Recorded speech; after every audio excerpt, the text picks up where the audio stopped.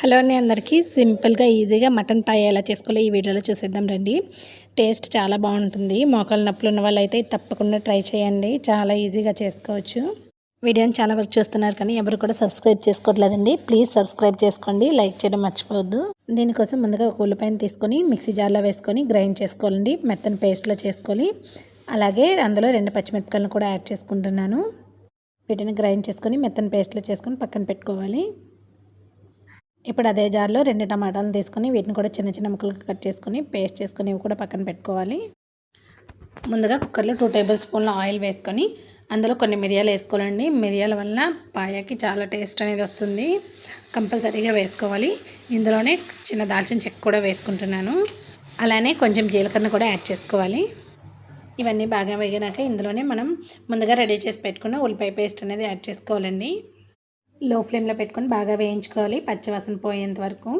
ఈ ఉల్లిపాయ పేస్ట్ అనేది ఈ విధంగా వేగిన తర్వాత ఇందులోనే మనం రెడీ చేసి పెట్టుకున్న టమాటో పేస్ట్ని కూడా యాడ్ చేసుకొని దీన్ని కూడా బాగా వేయించుకోవాలి.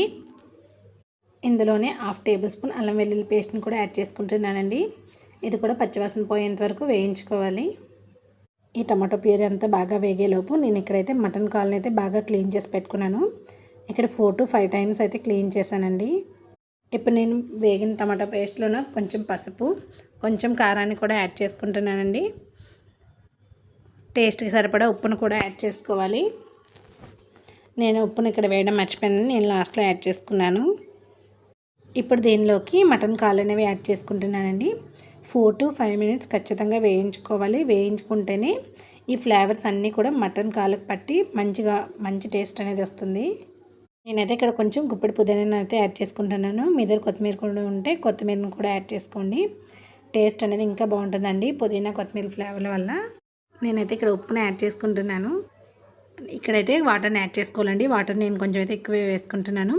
ఎందుకంటే ఇది బాగా ఉడికితేనే ఇందులో ఉండే గుజ్జంతా బయటకు వచ్చి మనం తినడానికి బాగుంటుంది, టేస్ట్ కూడా బాగుంటుంది.